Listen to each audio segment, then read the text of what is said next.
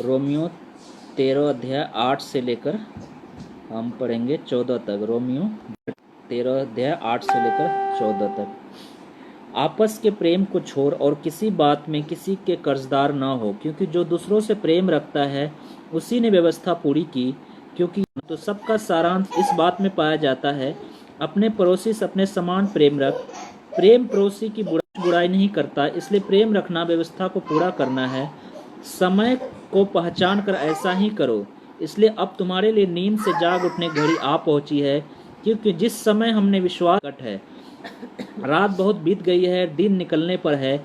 इसलिए हम अंधकार के कामों को त्याग कर ज्योति के हथियार बांध लें। जैसा दिन को शोभा देता है वैसे ही हम सीधी चाल चलें, न लीला क्रीड़ा, न पियक्कड़पन में, और न व्यभिचार और लुचपन में, और शरीर की अभिलाषा को पूरा करने का उपाय न करो। धन्यवाद प्रभु जी सुंदर वचन के लिए प्रभु जी, जो आपने और बोलने वाला बन सके। हम सबको बुद्धि और समझ दीजिए, हम सब आपके वचन को समझ सके, सीख सके, उसके अनुसार चल सके प्रभु जी। आपकी पवित्र आत्मा का अगुवाई को हम मांगते हैं प्रभु जी, और हम आपके पवित्र नाम के लिए हम धन्यवाद देते हैं, आपके पवित्र लहू के लिए धन्यवाद।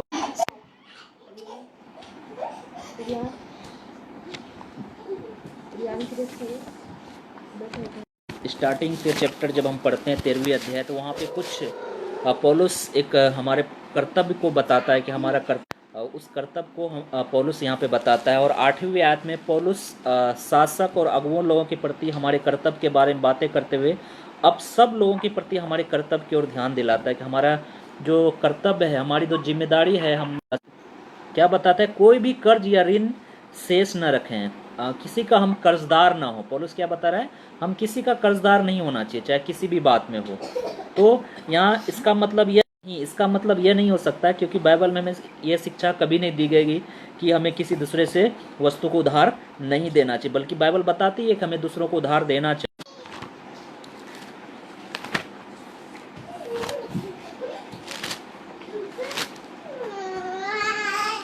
मत्ती 5:42 में लिखा है कि जो कोई मांगे उसे दे, और जो तुझसे उधार लेना चाहे उसे मुंह ना मोड़। और 26 हम पढ़ते, वहां भी हमें बताता है परमेश्वर का वचन कि हमें भी उधार देना चाहिए। और हम लूका 6:35 में भी हमें इस बात को परमेश्वर का वचन बताता है कि हमें उधार देना चाहिए। का अर्थ यह नहीं है कि इस भाग का अर्थ यह नहीं कि हमें उधार या कर्ज, जिसको हम बोलते हैं, हर संभव जल्द से जल्द चुका देना चाहिए। जिससे हम उधार निर्धारित किया गया कि कोई हमें पैसा दिया है, हमें इतना समय के लिए देता भाई फलाना, इस समय पर उसे कर्ज वापस लौटा देना चाहिए। तो हमें समय सीमा के अंदर उस कर्ज को वापस लौटा देना चाहिए। अगर हम किसी से कर्ज लिए हैं तो हम दूसरे व्यक्ति की संपत्ति या पैसे अगर नहीं लौटाएंगे तो कहीं ना कहीं हम चोर बन जाएंगे, कहीं ना कहीं हम उसके समय अपने आप को देगा। तो कितनी बार करते हैं, यह बिल्कुल असफल रहते हैं, यह बिल्कुल गलत बात है। दुष्ट लोग होते हैं जो कर्ज लेते हैं और वापस नहीं करते। भजन संहिता 37 अध्याय हैं और वापस नहीं करते। लेकिन अगर हम मसीह हैं तो हमें अगर किसी से कुछ लिया है कर्ज तो हमें वापस लौटाना चाहिए। अगर समय निर्धारित किया गया तो उस समय पर हमें लौटाना चाहिए। ऐसा नहीं कि हमें लौटाए ही नहीं, क्योंकि दुष्ट लोग ऐसे समय हमें कोई प्रेम बस कोई चीज़ उधार दी है तो हमें उसी समय उसकी वस्तु वापस करके उसके प्रति आभार प्रकट करना चाहिए। हमें किसी दूसरे के व्यक्ति के कर्ज में बने नहीं रहना चाहिए। यह पौलुस की शिक्षा है, और यही पौलुस हमें बताता है कि हम किसी के कर्जदार ना हो। यदि हम लोगों के प्रति अपने किसी मजदूर का वेतन हो, दूसरे का आदर देने का कर्जदार हो, या उनके लेन देन का कर्जदार हो, तो हमें तुरंत उस कर्ज को अदा करना चाहिए। चाहे कोई भी कर्ज हो, चाहे पैसे का कर्ज हो, चाहे किसी को, उस कर्ज को अदा करना चाहिए। हम किसी के कर्जदार किसी के भी कर्जदार नहीं रहे हैं। तो यहाँ पे इन सब चीज़ों के अलावा एक चीज़ है, यहाँ पौलुस बताता है, प्रेम। प्रेम एक तरह का क्या है, एक कर्ज है। जैसा हम 8वीं आयत में बताते हैं कि हम आपस के प्रेम को छोड़ किसी के बात और किसी बात उसने व्यवस्था पूरी की है। तो यहाँ पर हम देख सकते हैं एक चीज़ है जिससे हम लगातार उधार ले सकते हैं और उधार लेना भी चाहिए। वो एक चीज़ है, वो है प्रेम। और प्रेम एक तरह का कर्ज है। उदाहरण के लिए हम परमेश्वर से उतना प्रेम कभी नहीं कर सकते जितना प्रेम वो हमसे करता है। कभी कर सकते हैं परमेश्वर से किया। बाइबल बताते हैं यूहन्ना 3:16 में, परमेश्वर, क्योंकि परमेश्वर ने जगत से ऐसा प्रेम किया कि उसने अपना इकलौता पुत्र दे दिया, ताकि जो कोई उस पर विश्वास करे वो नाश न हो परंतु अनंत। जगत ने उसको ऊपर थूका, जगत ने उसके कपड़े तक बांट लिए, फिर भी उसने जगत से प्रेम रखा, अंत तक प्रेम रखा। और यहाँ तक कि उसके चेलों ने उसे हम परमेश्वर से उतना प्रेम कभी नहीं कर सकते जितना प्रेम वो हमसे करता है। हम उससे उतना पर्याप्त प्रेम करने में कभी सक्षम नहीं होंगे जितना उसके प्रेम के बदले में हमें उससे प्रेम वापस देना था या करना था। इस प्रकार हम पर हमेशा उसके प्रेम का कर्ज बना रहेगा। यही बात हमारे साथी व्यक्ति के साथ हमारे संबंधों में भी सच साबित होती है। याद रखें, यही प्रेम हमारे साथ के प्रेम संबंधों में सच साबित होती है। मसीह उदाहरण को अपनाते हुए करना चाहिए जैसा हम उसके कर्जदार हैं। मसीह प्रेम को अपनाते हुए, जैसा मसीह ने हमसे प्रेम किया, उसी प्रेम को अपनाते हुए हमें दूसरे लोगों के प्रति ऐसा व्यवहार करना चाहिए जैसा कि हम उसके कर्जदार हैं। किस चीज के कर्जदार हैं? जैसा कि हम उसके प्रेम के लिए उसके प्रेम के कर्जदार हैं। तो याद रखें, इसके साथ ही ऐसा करने में हमें परमेश्वर की 2 बड़ी आज्ञाओं को पालन करेंगे। परमेश्वर से प्रेम करना तथा अपने से हैं। जैसे अगर हम समझते कि हम हर व्यक्ति के कर्जदार हैं, किस बात में? प्रेम का कर्जदार। हमें जितना प्रेम करना चाहिए उतना प्रेम हमने नहीं किया अपने में, तो हमने 2 बड़ी आज्ञाओं को पूरा करेंगे। सबसे पहली आज्ञा, हम अपने परमेश्वर से प्रेम करना और अपने पड़ोसी से अपने समान प्रेम करने की आज्ञा को हम पूरा करेंगे। जब इस बात को हम मरकुस 12:30 और 31, मरकुस रचित सुसमाचार 12वीं अध्याय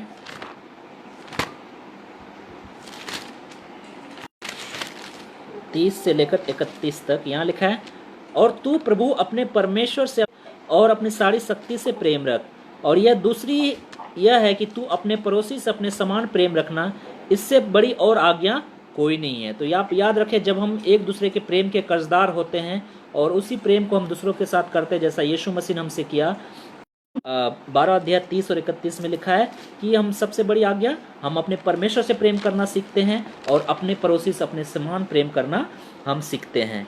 तो यहाँ को पूरा कर लिया।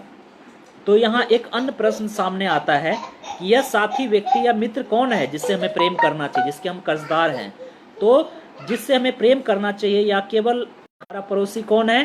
कोई भी जरूरतमंद व्यक्ति जो सच में जरूरतमंद है वो हमारा पड़ोसी है, वो हमारा मित्र है। हमें उसके प्रेम का कर्जदार होना चाहिए, हम उससे करना चाहिए, उनकी जरूरतों को पूरा करना चाहिए। लूका 10 सच्चे पड़ोसी के बारे में बताता है कि सच्चा पड़ोसी कौन है, सच्चा मित्र हमारा कौन है, किसकी हमें मदद करनी चाहिए।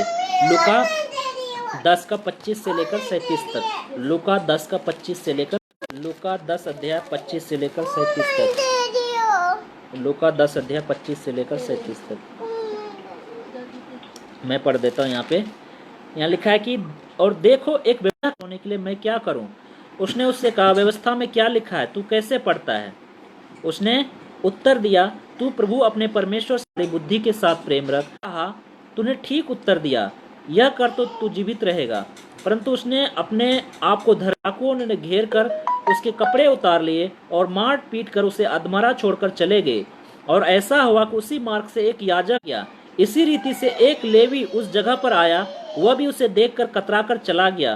परंतु एक सामरी यात्री वहां से आ निकला और उसे देखकर तरस खाया, और उसने उसके पास आकर उसके घावों पर तेल और दाखरस डालकर बट्टियां बांधी और अपनी सवारी पर चढ़ा निकालकर सराय के मालिक को दिया और कहा कि इसकी सेवा टहल करना, और जो कुछ तेरा और लगेगा वह मैं लौटने पर तुझे भर दूंगा। अब तेरी समझ में जो डाकुओं में घिर गया था, इन तीनों में से उसका पड़ोसी कौन ठहरा? उन्होंने कहा, वही जिसने उस पर दया। ऐसा ही करना। तो हमारा यहाँ पे किस पड़ोसी से प्रेम करने की बात बोली गई प्रभु यीशु मसीह ने?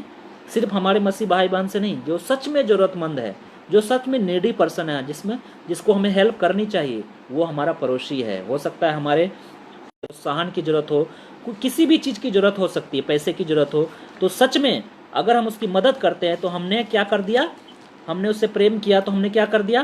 वो बड़ी आज्ञा है।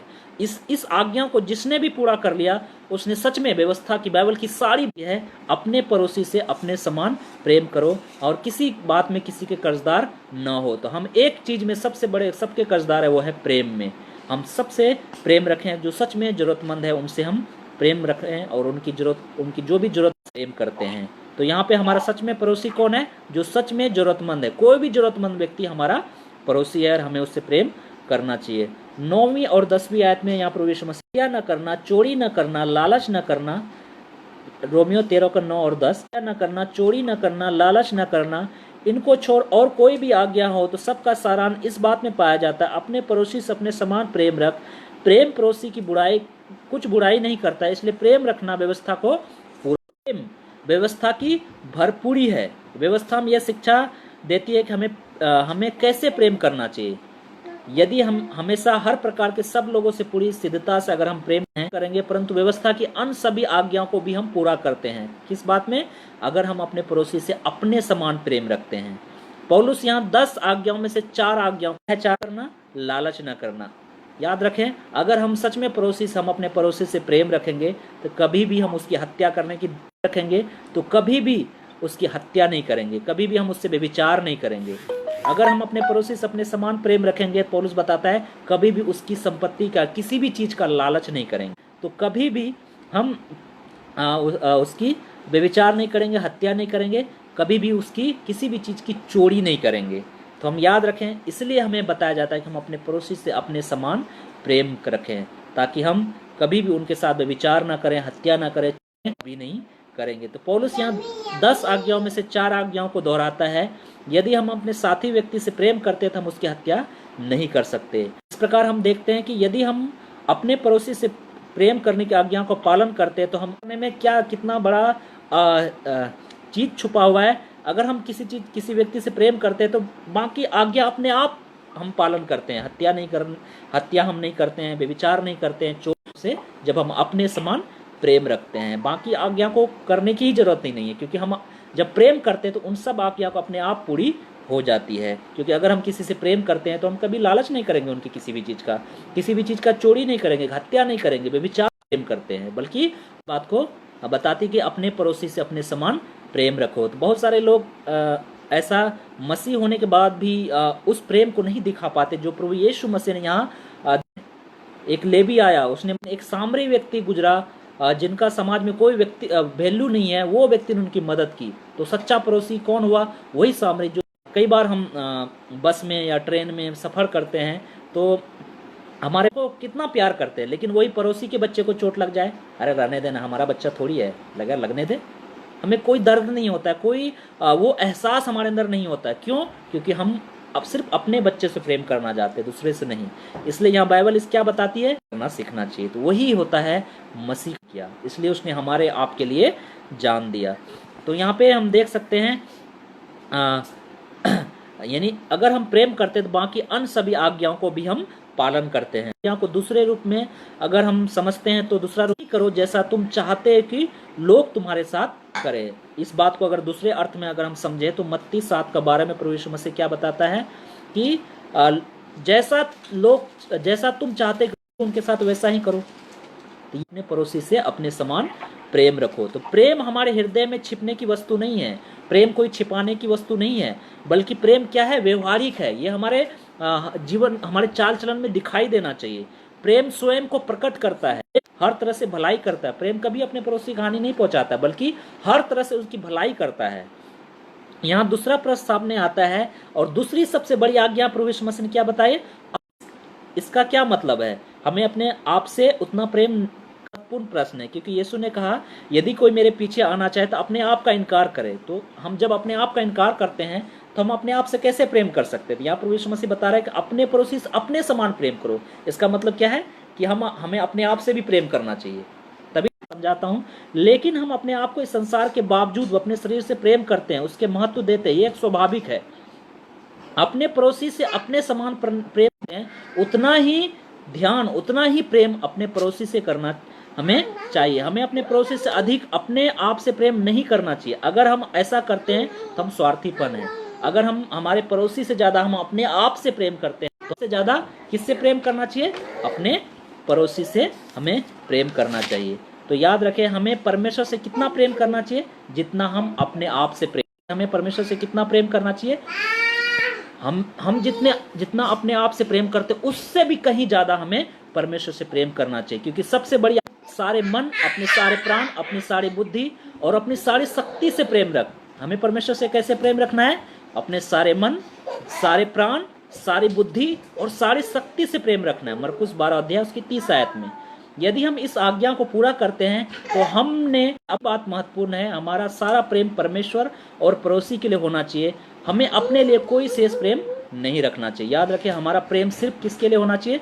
परमेश्वर के लिए। और यहाँ पे पौलुस यही सिखाता है कि प्रेम को छोड़कर हमें प्रेम में हमेशा कर्जदार होना चाहिए। बाकी किसी बात में कर्जदार न, चाहे वो पैसे की बात हो, चाहे वो आदर की बात हो, किसी को सम्मान की बात हो। जो व्यक्ति जरूरतमंद है उसके हम कर्जदार हैं। हम अपने पड़ोसी के, हमने आसपास के, हम अपने समाज के, हम प्रेम करने से ही हम बाकी सारी व्यवस्था को अपने आप पूरा कर देते हैं। अगर हम ऐसा नहीं करते तो कहीं न कहीं हम अभी तक हमने आया है। आगे 11वीं आयत में लिखता है, समय को पहचान कर ऐसा ही करो, इसलिए कि अब तुम्हारे लिए नींद से जाग उठने की घड़ी आ पहुंची है, क्योंकि जिस समय से हमने विश्वास किया था उस समय के विचार से अब हमारा उद्धार निकट है। यहाँ इस उद्धार के उल्लेख करता है, जिस उद्धार का बात करता है वो है संसार का अंत। उस दिन यीशु फिर आएगा, उस दिन विश्वासियों का छुटकारा और पुनरुत्थान होगा। रोमियो 8:23 में आप पढ़ सकते हैं। यीशु में विश्वास करना पहला स्तर था, लेकिन स्तर निकट आता जा रहा है, परंतु वो अंतिम दिन निश्चित तौर पर कब आएगा यह परमेश्वर के अतिरिक्त कोई नहीं जानता। मरकुस 13 अध्याय उसकी 32 आयत में आप पढ़ सकते हैं। कोई नहीं जानता। प्रभु यीशु मसीह खुद बताता है, उन दिन के विषय में कोई नहीं जानता है, केवल पिता है जो उस दिन के विषय में जानता है कि वो दिन कब आएगा। तो हमें समय का पहचान करके हमें अब नींद से जाग उठने, धार्मिक नींद। अगर हम आत्मिक तरीके से आज सोए हुए हैं, हम संगति नहीं कर रहे हैं, बहुत सारे लोगों ने संगति करना छोड़ दिया है। बहुत सारे लोग अपने अब बाइबल पढ़ लिए, प्रार्थना कर लिए, बस हो गया, वो सोच रहे हैं कि बस हो गई संगति। शैतान यही तो चाहता है। इस तरह शैतान धीरे धीरे हमेशा के लिए वो आपको सुला देंगे। लेकिन बाइबल पौलुस बताता है अब हमें समय का पहचान करके हमें आत्मिक नींद से जागने की जरूरत है। हमें हमेशा ध्यान में रखना चाहिए कि एक माइंड में बैठाना है, दिमाग में बैठाना है कि एक दिन यीशु वापस आएगा। एक दिन यीशु वापस आएगा, यीशु फिर वो आएगा और तब यह संसार क्या हो जाएगा? समाप्त हो जाएगा। यीशु कल आ सकता है या वो अचानक आ सकता है। वो अंतिम दिन रात के चोर के समान आएगा, पहला थिस्सलुनीकियों आएगा, और उस दिन को कोई नहीं जानता। मसीह जो मसीह है सब विश्वासियों से कहता है जागते रहो। प्रभु यीशु मसीह ने क्या बोला? जागते रहो। मरकुस 13 अध्याय उसकी 33 और 37 आयत में पढ़ सकते हैं। उसने खुद बोला जागते रहो, प्रार्थना करते रहो, क्योंकि तुम नहीं जानते वो दिन कब आएगा। दूसरे शब्दों में हम कह सकते हैं हमें सतर्क रहने का समय, हमें तैयार रहने का समय है, क्योंकि हम नहीं जानते वो दिन कब आने वाला है। हम तैयार कैसे रह सकते हैं? हमें हमेशा मसीह की इच्छा अनुसार कार्य करने के द्वारा, यदि हम उसकी इच्छा अनुसार चलते तो हम तैयार रहेंगे। यदि हम उसकी इच्छा अनुसार नहीं चलते तो हम कभी और आके हमें बताएगा कि मसीह को आने में अभी 1 महीना बाकी है, 1 महीने के बाद मसीह आने वाला है। अगर हमें ऐसा समाचार मिलता है स्वर्गदूतों के द्वारा तो हमारे जीवन से बोला है कि यीशु मसीह अगले महीने आने वाला है।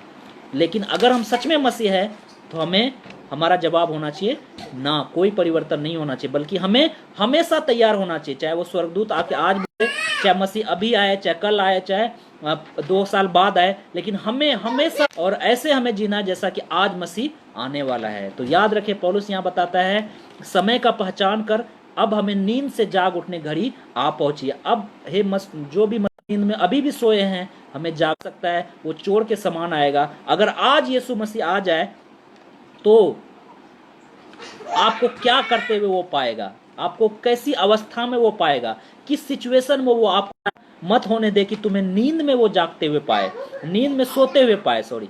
तो इसलिए याद रखें, हम सोते न रहे, बल्कि हम आत्मिक तरीके से हमें जागने की आने वाला है। और हम नहीं जानते वो कब आएगा, वो चोर के समान अचानक आएगा, जब सब लोग अपने काम में मस्त होंगे, सो रहे होंगे, टीवी देख रहे होंगे, इधर उधर घूम रहे होंगे, और उसी समय यीशु मसीह अचानक जागने की जरूरत है, नींद से जागने की जरूरत है। 12वीं आयत में लिखता है, रात बहुत बीत गई है और दिन निकलने पर है, इसलिए हमें अंधकार के कामों को त्याग कर ज्योति के हथियार बांध लें। यहाँ अंधकार की रात और पाप क्या है? शैतान का राज है, जो लगभग यीशु मसीह के आने के बाद समाप्त हो गए हैं, और यीशु मसीह के आने के बाद पूरी तरीके से हमारे जीवन से खत्म हो जाएंगे। पुराने स्वभाव को, पुराने तो चाल चलन को उतार कर ज्योति के कवच पहन लें, अर्थात मसीह यीशु को पहन लें। अपने दिन के वस्त्र अर्थात यीशु को धारण करें। जब यीशु आएगा तो हमें कौन से वस्त्र पहने पाएगा? अंधकार के वस्त्र, रात के वस्त्र या दिन? लेकिन दिन का वस्त्र यीशु मसीह है जिसको हमें पहनने की जरूरत है। तो 13वीं आयत में लिखता है, जैसा दिन को शोभा देता है वैसा ही हम सीधी चाल चले, ना लीला कीड़ा में और ना झगड़े और कार्यों को दोहराता है। इस अंधकार के कार्यों में हम जीवन ना बिताएं और हम दिन के वस्त्र धारण करें, अर्थात यीशु पियक्करपन में जीवन बिता रहा है। आजकल आए दिन हर जगह चौकों पे, चौराहों पे, सड़कों पे ठेका खुलते जा रहा है और लोग उनमें मस्त होते जा रहे हैं। हर घर में बच्चे से लेकर बूढ़े तक इनकी लत लग चुकी है और व्यभिचार अब नहीं छोड़ रहे हैं और लुचपन की तो कोई हद हो गई है और झगड़े और थोड़ी थोड़ी बात के लोगों को कत्ल किया जा रहा है। इन सब चीज़ों से हमें, इन वस्त्रों को हमें उतारने की जरूरत है और हमें दिन के वस्त्र अर्थात यीशु मसीह को पहनने की जरूरत है, क्योंकि समय निकट है, यीशु मसीह आने वाला है। वो चोर के समान कभी भी आ सकता है। इसके बजाय प्रभु यीशु मसीह हमारा प्रकाश का, यीशु वो सब कुछ है जिसकी हमें आवश्यकता है और जो हमें चाहिए। यीशु को अपने आप में पहन और पवित्र आत्मा के द्वारा हम जीवित रखेंगे तो कभी भी हम शारीरिक लालसाओं को, शारीरिक इच्छाओं को कभी भी पूरा नहीं करेंगे, बल्कि हम मसीह की इच्छा के अनुसार हम जीवन जिएंगे। तो याद रखें, हमारा कर्तव्य क्या है? हमें अपने पड़ोसी से अपने समान प्रेम करना है। किसी और जैसा हम अपने आप से प्रेम करते हैं वैसा ही हम अपने आप से ज़्यादा हम अपने परमेश्वर से, अपने पड़ोसी से प्रेम रखें। और याद रखें, यीशु मसीह आने वाला है और हमें आत्मिक नींद से जागने की अभी हमें जरूरत है और हमें रात के कपड़े को, रात के वस्त्र को उतार कर दिन के वस्त्र अर्थात यीशु आप जीने वाला बन सके। बहुत बहुत धन्यवाद इन वचनों को सुनने के लिए। परमेश्वर इन वचनों के द्वारा हमें आशीष दे। धन्यवाद प्रभु जी इस वचन के लिए, प्रभु जी जो आपने हमें सिखाया। प्रभु जी हम किसी के कर्जदार ना हो किसी बात में सिवाय प्रेम को। आप सच में प्रभु जी हम हर व्यक्ति के कर्जदार है। किस बात में? प्रेम में। हम हर व्यक्ति से वैसा ही प्रेम करना है जो सच में जरूरतमंद है, जो सच में हमारा पड़ोसी है। हमें वैसा ही प्रेम करना जैसा इसी प्रेम को अपनाते हुए दूसरों के हम प्रेम के कर्जदार बने और प्रभु जी उस प्रेम को हम दूसरों से करने वाला बन सके। जो सच में जरूरतमंद है, जो सच में हमारा पड़ोसी है, उससे हम प्रेम करने वाला बन सकें। और प्रभु जी हम इस बात को याद रखें कि आप आने वाले हैं और हमें आत्मिक नींद से जागने चाहिए प्रभु जी, और हम अपने वचन में हमें मजबूत कीजिए। हम आपकी इच्छा अनुसार जीने वाला बन सके, ताकि आप जब भी आए, चाहे आज आए, चाहे कल आए, चाहे अभी आए, हम हमेशा आपके साथ जाने वाला बन सके। प्रभु जी हमेशा आपके साथ जाने के लिए तैयार रहे। उतार कर अंधकार के वस्त्रों को उतार कर हम दिन के वस्त्र अर्थात आपको, यीशु मसीह को हम पहनने वाला बन सके। प्रभु जी आप हमारी मदद करें, पवित्र आत्मा हमारी मदद करे। सारा उन्हें भी आत्मिक नींद से जगाइए और आपको वो पहनने वाला बन सके प्रभु जी। और खासकर मैं अपने आप को, ग्रेसी को, गीता को, रियान को, सुलोचना को आपके हाथों में सौंपता हूँ प्रभु जी। आगे भी हमें संभालना, हमारा अगुवाई करना, नाम से मांगते हैं, आमीन। आइए हम एक अंतिम गीत को गाएंगे। है क्या तेरे बिना मसीहा, ये जीवन है क्या तेरे बिना मसीहा, जिसमें कि तू चला है मार्ग ढूंढता हूँ, जिसमें कि तू चला है तेरे बिना मसीहा, ये जीवन है क्या तेरे बिना मसीहा। के साथ बनी रहे, आमीन। आप सबको जय मसीह की बहुत बहुत धन्यवाद।